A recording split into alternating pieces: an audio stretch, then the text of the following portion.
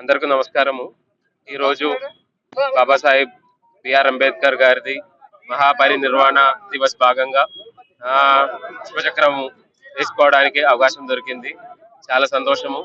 ఆయన లైఫ్ లో చేసిన కృషి వల్లనే మనకు భారత కాన్స్టిట్యూషన్ అనేది అమల్లో రావడం జరిగింది. ఆయన చేసిన కృషి వల్లనే దానిలో రకరకాల ఉన్న కండిషన్స్ అంటే మేజర్ గా మన రైట్స్ కావచ్చు, డ్యూటీస్ కావచ్చు, ఇవన్నీ కూడా చాలా డీటెయిల్ గా బలహీన వర్గాలకు సంబంధించిన వాళ్ళందరికీ కూడా ప్రొటెక్షన్స్ ఇచ్చినట్టు, అదేవిధంగా ప్రతి ఒక్క అంటే సమాజంలో ఎవరికైతే ఇబ్బందులు ఉన్నాయో వాళ్ళందరినీ కూడా కాన్స్టిట్యూషన్ లో ఉన్న రూల్స్ అండ్ రెగ్యులేషన్స్ ద్వారా ప్రొటెక్షన్ ఇచ్చినట్టు కాన్స్టిట్యూషన్ రాయడం జరిగింది.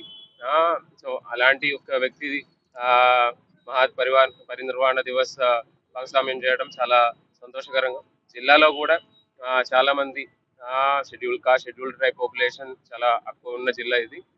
వాళ్ళందరూ కూడా ఆయన లైఫ్ లో చూపించిన కృషి ఏంటంటే మేజర్ గా ఎడ్యుకేషన్ మీదే ఆయన చాలా ఎఫర్ట్ పెట్టారు. ఎందుకంటే ఆయన స్వయంగానే చాలా ఇబ్బందులు ఉండి ఆయన స్కూల్ ఎడ్యుకేషన్ కానీ దాని తర్వాత బయట యూకే, లండన్ లో కూడా వెళ్ళి చదవడం జరిగింది.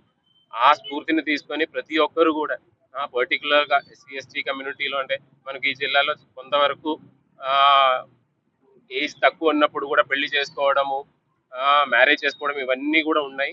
ఇవన్నీ కూడా ఎటువంటి పేరెంట్స్ కూడా చూసుకొని పెళ్ళిళ్ళు కానీ అలాంటివి ఏమీ జరగకుండా పిల్లల్ని ఖచ్చితంగా చదివించాలని కోరుతూ మళ్ళీ ఒకసారి ఈ దినం భాగంగా అందరికీ శుభాకాంక్షలు తెలియజేస్తున్నాను. Thank you.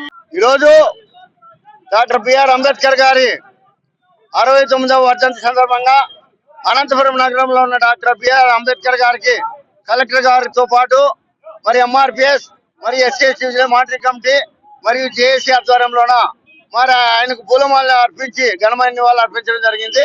ఆయన ఆశయాల కోసం ఎవరైతే భారతరత్న అవార్డు గ్రహీత 5 మంది కమిటీలో ఉన్న 4 పోయారో ఆయన ఒక్కడే భారత రాజ్యాంగం సాధించిన వ్యక్తి. భారతదేశంలోనే అతి నిరుపేద కుటుంబంలో పుట్టిన డాక్టర్ బిఆర్ అంబేద్కర్ గారు ఈరోజు పెద్ద ప్రపంచ వ్యాప్తంగా ఆయనకి ఇంత ఘనమైన నివాళులు అర్పిస్తున్నారంటే చదువే సంపద. చదువు ఉంటేనే విజ్ఞానం ఉన్నప్పుడే మనిషికి గౌరవం మర్యాద పెరుగుతుంది.